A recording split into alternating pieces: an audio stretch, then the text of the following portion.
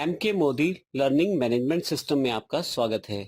पिछले सेशन में हमने शुरुआत की थी रिटर्न्स ऑफलाइन टूल के उन सभी तरीकों की जानकारी लेने की, जिसमें हमने देखा था कि किस प्रकार पहले तरीके से मैनुअल एंट्री ऑफ इनवॉइसेस के द्वारा अपलोड कर सकते हैं ऑफलाइन टूल में सभी के सभी इनवॉइसेस बारी बारी से। नेक्स्ट सेगमेंट में हम ये देखने वाले हैं इस सेशन में कि किस प्रकार अगर कोई एक्सेल शीट हमारे पास डेटा के साथ तैयार है तो उसको किस प्रकार से इंपोर्ट करके अपनी रिटर्न को आसानी से बनाया जा सकता है। इसमें हम ये भी देखने वाले हैं कि किस प्रकार कॉपी और पेस्ट करके एक्सेल से हम लोग अपना जो डेटा है तैयार कर सकते हैं GSTR1 को, और साथ ही इंपोर्ट कर सकते हैं CSV फाइल को। आइए देखते हैं किस प्रकार से यह किया जा सकता है। पिछले सेशन में जब हमने बात की थी ऑफलाइन टूल के बारे में, तो उसमें काफ़ी सारी चीज़ें उस ऑफलाइन टूल के फोल्डर में अवेलेबल थी पहले से, जिसमें GSTR1 एक्सेल वर्कबुक टेम्पलेट है और सेक्शन वाइज CSV फाइल है। अब यदि मैं यहाँ से GSTR1 एक्सेल वर्कबुक टेम्पलेट को खोल दूँ तो आप देखेंगे इसमें असल में वो सारा डेटा पहले से फीड है, एग्जाम्पल के रूप में दिया गया है जो हम प्रयोग कर सकते हैं। सबसे पहले यदि आप देखें तो इसमें आप हेडिंग्स को चेंज मत कीजिए, ये सबसे पहली कंडीशन है इस प्रोसेस की।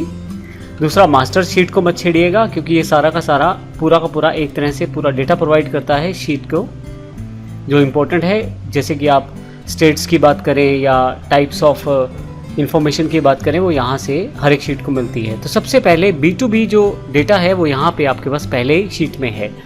B2B का अर्थ है बिजनेस टू बिजनेस, अर्थात registered business to registered business. आपने जो सेल्स या सप्लाई किया है गुड्स को या सर्विसेज को रजिस्टर्ड बिजनेस को, उस व्यक्ति को जिसके पास रजिस्टर्ड GSTN ID है, उसको इशू किए गए सभी इन्वॉइसेज आप यहाँ पे देने वाले हैं, और बारी बारी से एक एक इन्वॉइस की डिटेल आने वाली है। जैसे यहाँ पे GSTN उस व्यक्ति का जिसको आपने सेल्स किया, invoice number, invoice date, value, place of supply क्या है। जब आप प्लेस ऑफ सप्लाई पे क्लिक करते हैं तो यहाँ से आप चुनाव करके चेंज भी कर सकते हैं। रिवर्स चार्ज अगर एप्लीकेबल है यस, नहीं तो नो। इन्वॉइस टाइप क्या है, रेगुलर आएगा क्योंकि हमारे पास यहाँ पे ऑलरेडी रजिस्टर्ड बिजनेस की बात कर रहे हैं, अदरवाइज बाकी भी हम यहाँ पे डिसाइड कर सकते हैं। अगर आपने कोई प्रोडक्ट किसी वेबसाइट के थ्रू बेचा है तो उसका GSTN ID क्या है। किसी ई-कॉमर्स वेबसाइट की यदि आपने कोई प्रोडक्ट ई-कॉमर्स साइट से बेचा है तो उसका GSTN ID क्या है, उसकी इन्फॉर्मेशन आपको यहाँ देनी है। रेट ऑफ आइटम, जो GST रेट है उस पर्टिकुलर आइटम पे, उसकी जानकारी। और फाइनली टैक्सेबल वैल्यू क्या है, और उस पर जो टोटल सेस अगर एप्लीकेबल है तो उसकी अमाउंट क्या है। अब ये टोटल टैक्सेबल वैल्यू यहाँ दिखाई गई है। B2CL में हम लोग उन बिलों को शामिल करते हैं जो बिजनेस से कस्टमर्स को दिए जाते हैं, यानी कि नॉन रजिस्टर्ड बिजनेसमैन को। जैसे कि डायरेक्ट कंज्यूमर की बात करें तो हम B2CL को यहाँ पे शामिल कर लेते हैं। लेकिन यहाँ पे एक इंपॉर्टेंट पॉइंट यहाँ पे ये है कि यहाँ पे लार्ज बिल्स जो इंटरस्टेट हैं उनकी जानकारी देनी है, जो 2.5 लाख से ऊपर हैं। तो यदि आप देखें इनवॉइस वैल्यू सबकी 2.5 लाख से ऊपर है, क्योंकि ये रजिस्टर्ड GSTN नंबर तो इनके पास है नहीं, तो इस तरह से इनवॉइस नंबर आएगा। यहाँ पे किसी भी तरह का GSTN नंबर नहीं होगा। डेट है इनवॉइस का, प्लेस ऑफ सप्लाई है, रेट ऑफ टैक्स है, और टैक्सेबल वैल्यू क्या है, सेस अमाउंट अगर एप्लीकेबल है, और अगर ई-कॉमर्स से बेचा गया है तो उसका GSTN ID। फिर B2CS यानी कि रजिस्टर्ड बिजनेस से अनरजिस्टर्ड कस्टमर को, लेकिन स्मॉल बिल्स। अब इसका अर्थ ये हुआ कि आपने एक तरह से यहाँ पे उन बिलों की जानकारी देनी है जो आपके विद इन स्टेट हैं, और अगर आउट ऑफ स्टेट हैं तो वो 2.5 लाख से ऊपर नहीं है। वो सारी इन्फॉर्मेशन यहाँ देनी है आपको। जैसे यहाँ पे अलग अलग स्टेट्स की इन्फॉर्मेशन के अकॉर्डिंग यहाँ पे डेटा फिल किया गया है। और यदि आपने किसी ई-कॉमर्स वेबसाइट से अपना माल बेचा है तो इस केस में यहाँ टाइप में ई डिफाइन कर दीजिए, लास्ट में उसका ई-कॉमर्स GSTN नंबर भी आपको फिल करके देना है। क्रेडिट, डेबिट और रिफंड इन्फॉर्मेशन आपको यहाँ देनी है यदि आपने किसी रजिस्टर्ड डीलर को इन्हें इशू किया है तो इस केस में यदि आपने कोई क्रेडिट नोट इशू किया है तो डेट, टाइप ऑफ डॉक्यूमेंट, क्योंकि डॉक्यूमेंट टाइप CDR है, C का मतलब क्रेडिट नोट, D का मतलब डेबिट नोट, और R का मतलब यहाँ पे रिफंड से है। किस कारण से ये आपने इशू किया है क्रेडिट नोट, वो इन्फॉर्मेशन आपको यहाँ देनी पड़ेगी। सेल्स रिटर्न है, पोस्ट सेल डिस्काउंट है, डेफिशिएंसी इन सर्विसेज है, किस कारण से आपने यहाँ पे जो क्रेडिट नोट इशू किया है वो बताना है। प्लेस ऑफ सप्लाई है, और यहाँ पे वाउचर की वैल्यू, उसके ऊपर टैक्स का रेट जो है, टैक्सेबल वैल्यू, सेस अमाउंट, और यदि प्री GST कैटेगरी में आता है तो ठीक है, नहीं तो नो रखें। इसी तरह से क्रेडिट नोट, डेबिट नोट और रिफंड वाउचर्स यदि आपने किसी अनरजिस्टर्ड डीलर्स को दिए हैं। अब यहाँ पे अनरजिस्टर्ड डीलर वाली डिटेल आएगी, तो ये सारी इन्फॉर्मेशन आपको भरनी है। इनवॉइस नंबर, क्योंकि यहाँ पे जीएसटी नंबर नहीं है इसका, इनवॉइस रिसीप्ट डेट, और यहाँ से रीज़न क्या है, इशू किया है आपने डॉक्यूमेंट, सारा सेम है पिछले वाले एग्जांपल के साथ। केवल फ़र्क है तो जीएसटी नंबर इसमें नहीं है, क्योंकि यह अनरजिस्टर्ड को इशू किए गए क्रेडिट, डेबिट और रिफंड नोट्स या वाउचर्स हैं। यहाँ पे एक्सपोर्ट से रिलेटेड इन्फॉर्मेशन है WO और WP, WO पे और W पे। यदि आपने टैक्स के साथ किसी बिल को जनरेट किया है तो विद पे कर देंगे, और विदाउट टैक्स पे किया है तो वहाँ पे WO पे कर देंगे।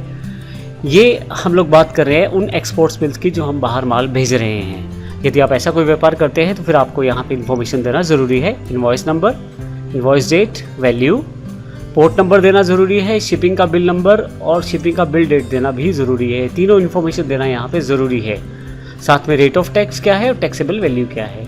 अब एक इम्पोर्टेंट पॉइंट ध्यान ये भी रखिएगा आप यहाँ पे कि यदि आप कोई सर्विस एक्सपोर्ट करते हैं तो उस केस में इन तीनों को आप खाली छोड़ सकते हैं, क्योंकि वहाँ पे इन तीनों का कोई कार्य नहीं रहेगा।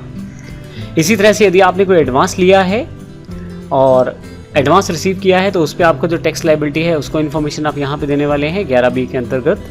Place of supply, rate of tax जिसके बेस पे एडवांस लिया गया है, और ग्रॉस एडवांस रिसीव्ड यानी कि जो टोटल अमाउंट आपने ली है, और सेस अगर उस पर एप्लीकेबल है तो उसका अमाउंट क्या है। अब जो एडवांस लिया था अगले सेक्शन में आप उसको एडजस्टमेंट वैल्यू दिखा रहे हैं। तो 80 एडजस्टमेंट में आपने एडवांस टैक्स की लायबिलिटी को एक तरह से एडजस्टमेंट यहाँ एंट्री दिखाया है। तो अगर आपने कुछ एडवांसेस लिया था पिछले महीने में और इस महीने में आप उसके लिए कोई इनवॉइस इशू कर रहे हैं, तो जो एडवांस यहाँ एडजस्ट किया जा रहा है उसकी इन्फॉर्मेशन है आपको देनी है। एग्जम्प्टेड गुड्स या नील्स रिलेटेड सप्लाईज की गुड्स की इन्फॉर्मेशन आपको देनी है, जिसमें आप इंटरस्टेट रजिस्टर्ड पर्सन और इंटरस्टेट अनरजिस्टर्ड पर्सन की जो सप्लाई आपने की है, इसी तरह से इंट्रास्टेट रजिस्टर्ड और इंट्रास्टेट अनरजिस्टर्ड, और यहाँ पे नील रिलेटेड और एग्जम्प्टेड दोनों तरह की सप्लाई आपको दिखानी है यहाँ पे। और यदि नॉन जीएसटी सप्लाई है तो वो भी आपको यहाँ शो करनी है, और तीनों का जो एग्रीगेट आपने वैल्यू देना है, और इन तीनों का जो टोटल है वो यहाँ पे डिफाइन ऑटोमेटिकली हो जाएगा। इसके साथ HSN कोड की इन्फॉर्मेशन देना भी आपको ज़रूरी है। यदि आप किसी पर्टिकुलर इसमें आप जिस प्रोडक्ट में डील कर रहे हैं उसका HSN कोड, डिस्क्रिप्शन और जो उसका यूनिट ऑफ मेजरमेंट है, टोटल क्वांटिटी क्या है, वैल्यू क्या है, taxable value, integrated tax amounts यानी कि IGST अगर एप्लीकेबल है, और अगर नहीं है तो CGST और या SGST अमाउंट क्या है, और अगर सेस है तो उसकी अमाउंट क्या है। ये पूरी इन्फॉर्मेशन HSN के साथ एग्रीगेट आइटम वाइज आपको देना है यहाँ पे। इसी तरह से डॉक्स भी आपको दिखाने हैं। अब डॉक्यूमेंट्स क्या हैं, आपने जितने भी बिल्स इशू किए इस रिटर्न पीरियड में जिसका रिटर्न आप फाइल करने वाले हैं, या आपने कोई credit note, debit note issue किया, या आपके पास किसी तरह का कुछ डिलीवरी चलान इशू किया है जॉब वर्क के लिए, उन सब का इन्फॉर्मेशन आपको यहाँ पे दिखाना है। और केवल दिखाना नहीं बल्कि उसका सीरियल नंबर, कहाँ से कहाँ तक आपने इशू किए, और टोटल कितने नंबर, जैसे 1 से लेकर 90 तक, तो 90 नंबर जो हैं टोटल इशू किए जा चुके हैं इनवॉइसेस। अगर इनमें से किसी कारण से कुछ कैंसिल हुए हैं तो उनकी इन्फॉर्मेशन भी आपको यहाँ देनी है नंबर्स में। तो 5 कैंसिल हुए हैं तो टोटल आपके पास जो है यहाँ 85 जो है एप्लीकेबल है इस रिटर्न में, जब आप इनवॉइसेस का यहाँ पे डिटेल देंगे। इसी तरह से आउटवर्ड सप्लाई का जो अलग से बॉक्स है, डेबिट नोट है इत्यादि इन्फॉर्मेशन यहाँ पे आपको फिल करनी है। मास्टर जो है वो खाली रहने देना है, इसको आप नहीं छेड़ेंगे क्योंकि इससे वैल्यूज़ उठ के आपकी बेसिक शीट्स की वैल्यूज़ को प्रोवाइड कर रहे हैं। ये एग्जाम्पल शीट है जो पहले से ऑफलाइन टूल के साथ है, जिसको मैंने अभी एक्सप्लेन किया है। ये सारी की सारी इन्फॉर्मेशन इस एग्जाम्पल वर्कबुक टेम्पलेट शीट में है। अब मैं इसमें अपनी जो वैल्यूज़ हैं वो फिल कर सकता हूँ, जो मेरी बिजनेस से रिलेटेड वैल्यूज़ हैं वो सभी फिल कर सकता हूँ। अकॉर्डिंग टू शीट मैं सारी वैल्यूज़ दे सकता हूँ।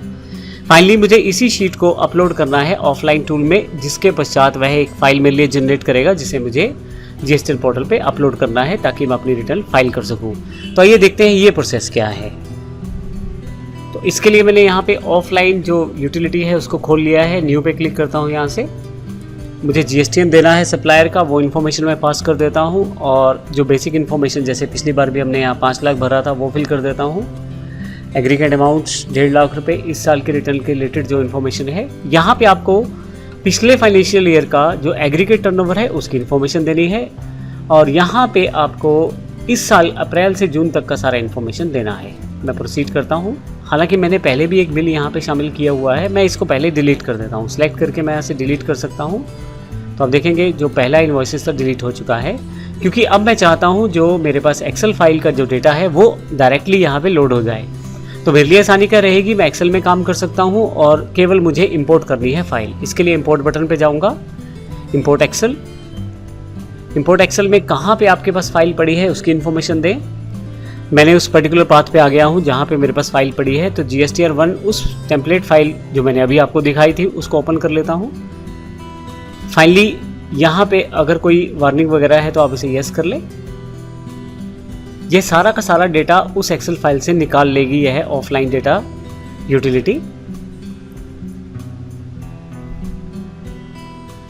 अब मैंने पूरा का पूरा एक्सेल ही इंपोर्ट कर लिया है, पूरा का पूरा फाइल। अब यहाँ पे कुछ जानकारी दी गई है, अगर कोई इन्फॉर्मेशन में कुछ गलती है तो मेरे पास यहाँ पे वार्निंग्स या एरर मैसेज आने शुरू हो जाएंगे। यहाँ पे दिखाया गया है कि लगभग जो इन्फॉर्मेशन है वो डन कर दी गई है, लेकिन एक CDR-NR है वो 90005 और एक CDR-NR रो 7 रो 8 में कुछ गलती है, वो मुझे यहाँ पे मैं सेट कर सकता हूँ। तो इसको मैं चेक कर सकता हूँ, हालांकि अभी मैं इसे ओके कर देता हूँ। फाइनली इसके बाद मुझे व्यू समरी करनी है, क्योंकि मैं इंपोर्ट कर चुका हूँ एक्सेल में, डन का मैसेज आ चुका है। तो आप देखेंगे जो मेरे पास सेक्शन से उनसे रिलेटेड सारी समरी यहाँ जनरेट हो चुकी है। मैं फर्दर यहाँ से एक और इन्फॉर्मेशन निकाल के देख सकता हूँ। जैसे क्लिक करूँगा तो BT से रिलेटेड जितनी भी इन्फॉर्मेशन है वो यहाँ पे सारी की सारी मुझे दिखाई दे दी गई है। ये वही इन्फॉर्मेशन है जो मेरे पास एक्सेल फॉर्मेट में अवेलेबल थी। मैं यहाँ पे भी एडिट कर सकता हूँ। इसके लिए मुझे यहाँ से नीचे से इस तरफ आना है, उस पर्टिकुलर बिल को एडिट कर सकता हूँ, और चाहूँ तो किसी पर्टिकुलर बिल को अगर हटाना है तो वो भी हटा सकता हूँ। इसके लिए मुझे सेलेक्ट करके केवल डिलीट प्रेस करना है, हालांकि अभी मैं इसको डिलीट नहीं कर रहा हूँ। फाइनली यहाँ से बैक आ जाता हूँ।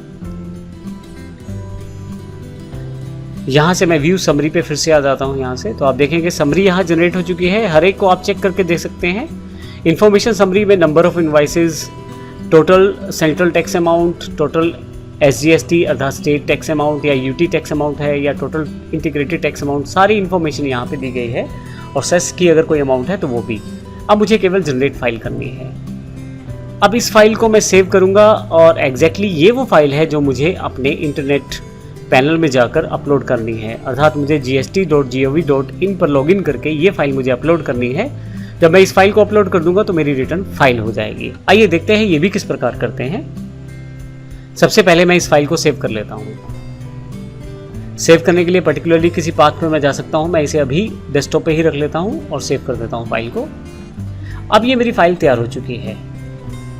यदि मैं डेस्कटॉप पे देखूँ तो अगस्त 2017 18 GSTR10। अब यदि आप ध्यान दें तो पहले तो मंथ दिया गया है, फिर ईयर, फिर GSTR1 जो मुझे देनी है उसकी जानकारी यहाँ पे है, और फिर मेरा GST नंबर भी साथ में जोड़ा गया है। तो इससे एक यूनिक आइडेंटिटी तैयार हो जाएगी फाइल के नाम की। अब इतने सारे लोग अगर अपलोड करेंगे इस फाइल को तो ज़रूरी है कि नाम अलग अलग हो, तो इस तरीके से इस नाम को अलग से क्रिएट कर दिया गया है, और यही फाइल मुझे अपलोड करनी है। आपको एक इंपॉर्टेंट इन्फॉर्मेशन यहाँ मैं और दे दूँ कि ये फाइल जो है 5 MB से ऊपर नहीं होनी चाहिए। अगर 5 MB से ऊपर ये फाइल होती है तो आपके पास ऑनलाइन पैनल इसे रिजेक्ट कर देगा। आइए अब देखते हैं इसको ऑनलाइन हम किस प्रकार अपलोड कर सकते हैं। इसके लिए सबसे पहले आप gst.gov.in पर आ जाएं और लॉगिन कर लें अपने अकाउंट में। मैं पहले इस यहाँ पे लॉगिन करता हूँ। लॉगिन स्क्रीन जब आपके सामने आएगी तो यूज़र नेम आपको देना है, पासवर्ड देना है, और कुछ करैक्टर्स यहाँ पे वेरिफिकेशन के लिए हैं वो आप फिल कर दें। फाइनली आप लॉगिन पे क्लिक कर दें। जैसे ही आप लॉगिन पे क्लिक करेंगे आपके पास यहाँ लॉगिन ID एंटर हो जाएगा, और यहाँ पे आपके लॉगिन पेज की इन्फॉर्मेशन दिखाई देनी शुरू हो जाएगी। यहाँ पे मैं अपनी रिटर्न को बड़ी आसानी से फाइल कर सकता हूँ क्योंकि मैंने JSON फाइल को तैयार कर लिया है। इसके लिए मुझे सबसे पहले जब मेरे पास पैनल ओपन हो जाता है तो यहाँ से सर्विसेज पे जाना है, रिटर्न्स पे जाना है, और रिटर्न्स के अंतर्गत रिटर्न्स डैशबोर्ड पे मुझे क्लिक करना है। जैसे ही यहाँ पे क्लिक करूँगा मेरे सामने फाइल रिटर्न्स के ऑप्शंस अवेलेबल हो जाएंगे।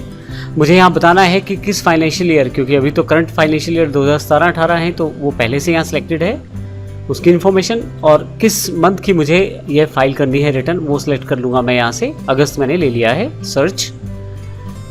अभी क्योंकि पहले आपने रिटर्न फाइल ही नहीं की है तो यहाँ पे इस कारण से यहाँ पे इंफॉर्मेशन दिखाई कुछ इस तरह से देगी। Details of output supplies of goods of services अर्थात GSTR 1 को यहाँ से आप अपलोड कर सकते हैं, या ऑनलाइन ऑफलाइन जैसे भी मोड में आपने तैयार किया है या करना चाहते हैं वो यहाँ से सेटअप हो जाएगा। GSTR 2 यहाँ पे अपने आप व्यू में, और GSTR 3 भी यहाँ पे आप प्रिपेयर ऑनलाइन कर सकते हैं। अभी इस सेशन में हम GSTR 1 की बात करते हैं। हमने ऑफलाइन तैयार की है ये सारी की सारी फाइल, तो इसके लिए प्रिपेयर ऑफलाइन पे जाता हूँ यहाँ से मैं, जो कि मैं तैयार कर चुका हूँ पहले, और मुझे यहाँ से उस फाइल को चुनना है जिस फाइल पे मैंने अपना JSON डेटा को सेव किया था। अब इसके लिए मैं यहाँ चूज़ फाइल करता हूँ। ये मेरे पास फाइल डेस्कटॉप पे अवेलेबल है और इसे ओपन कर लेता हूँ। जैसे ही ओपन करता हूँ अब देखेंगे कि मेरे पास ये अपलोडेशन शुरू हो गया है। अब यहाँ से बैक आता हूँ। अब देखें मेरे पास यहाँ पे मेरी जो फाइल है वो अपलोड हो गई है विद यहाँ पे मेरे पास रेफरेंस ID, और कुछ अगर एरर है तो उसकी इन्फॉर्मेशन भी यहाँ पे मेरे पास आ गई है। अब फाइनली मेरे पास इस तरह से मुझे अपलोड करना है और यहाँ से बैक आ जाता हूँ।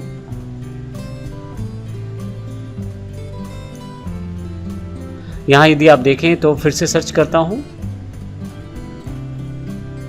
तो मैंने यहाँ पे ऑफलाइन को प्रिपेयर करने का प्रोसेस यहाँ से शुरू किया है। तो यदि कोई एरर रहती है तो आप उस पर्टिकुलर फाइल, जो एरर फाइल है, उसको डाउनलोड करके चेक कर सकते हैं। मेरे वाली में एरर है क्योंकि हमने जब ऑफलाइन यूटिलिटी में किया था तभी वहाँ पे इसने शो कर दिया था मुझे। तो इस सेशन में हमने देखा किस प्रकार हम अपनी जो ऑफलाइन तैयार की गई रिटर्न को ऑनलाइन कर सकते हैं आसानी से JSON फाइल के द्वारा और ऑफलाइन यूटिलिटी की मदद से। तो यह तरीका एक्सेल के ऊपर उपलब्ध था। एक्सेल को हमने इंपोर्ट किया था, फिर उसकी JSON फाइल कन्वर्ट की थी और उसके पश्चात उसे डैशबोर्ड पे कन्वर्ट कर लिया था।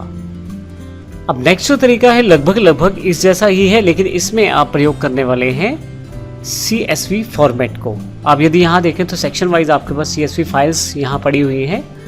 इनमें अलग अलग फाइल है। बेसिकली ये फाइल जो है एक्सेल के साथ खुल जाती हैं। मैं यहाँ से इस फाइल को खोल के आपको दिखा देता हूँ। यहाँ पे आप अपनी इन्फॉर्मेशन चेंज कर सकते हैं, और ये एग्जैक्टली जब सेव करेंगे तो CSV फॉर्मेट में ही रहेगी ये फाइल। देखिए वहाँ पे सभी फाइलें एक ही एक्सेल के अंतर्गत थी, एक ही वर्कबुक के अंतर्गत, लेकिन यहाँ अलग अलग सेक्शंस की जो फाइल्स हैं वो अलग अलग CSV फाइल्स के रूप में यहाँ रख दी गई हैं। अब इनको मैं इंपोर्ट कर सकता हूँ और अपनी ऑफलाइन यूटिलिटी का प्रयोग करते हुए मैं यहाँ पे फिर से एक एग्जांपल ले लेता हूँ। 5 लाख और 1.5 लाख का ये एग्जांपल है। प्रोसीड। इसके पश्चात मैं यहाँ इंपोर्ट फाइल्स पे आता हूँ। एक्सेल के बजाय यहाँ से मैं सेक्शन सेलेक्ट कर सकता हूँ और यहाँ पे इंपोर्ट CSV यहाँ मेरे पास अवेलेबल हो जाएगा जब एक ऑप्शन लूँगा। आप कॉपी एक्सेल भी कर सकते हैं। कॉपी एक्सेल पे जब आप क्लिक करेंगे तो फिर आपके पास एक्सेल से कॉपी कीजिए और यहाँ लाके उसे पेस्ट कर दीजिए, तो वो भी डेटा आपके पास यहाँ आना शुरू हो जाएगा। ये हमारे पास एक तरीका ये भी है, लेकिन इंपोर्ट CSV में मैं क्लिक करूँगा इसे, और यहाँ पे जहाँ मेरी फाइल पड़ी है यहाँ पे यदि आप देखें मैंने B2B इन्वॉइसेस लिया है और यहाँ पे मैंने उस पर्टिकुलर लोकेशन को खोल लिया है जहाँ पे वो GST ऑफलाइन जो फाइल्स हैं मेरे पास यहाँ पे पड़ी हुई हैं। यहाँ से मैं B2B ले लेता हूँ ऑप्शन और इसे ओपन कर लेता हूँ। ओपन करते ही ये पूछेगा कि क्या आप सेव करना चाहते हैं डेटा। यस। इस केस में आपको बारी बारी से एक एक जो सेगमेंट है उसके लिए डेटा जो है अपलोड करना पड़ेगा इस ऑफलाइन यूटिलिटी में। फिर से इंपोर्ट और यहाँ B2C, ये ध्यान रखना है आपको कौन सी कैटेगरी में आप करते जा रहे हैं। यस करते चले जाएं, ओके करते चले जाएं। व्यू समरी पे देखेंगे तो ये समरी जनरेट कर देगा, क्योंकि मैंने B2C की और B2B की समरी जनरेट की है तो वो सारी इन्फॉर्मेशन यहाँ पे आपको दिखाई दे जाएगी।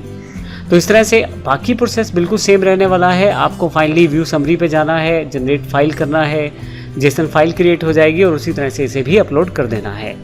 तो ये हमारे बाकी तरीके हैं जिनसे हम आसानी से ऑफलाइन रिटर्न को तैयार कर सकते हैं और फिर उसे अपने पैनल पर जाकर अपलोड कर सकते हैं। अगले सेशन में बात करेंगे कि किस प्रकार ऑनलाइन डायरेक्ट रिटर्न हम तैयार कर सकते हैं। धन्यवाद।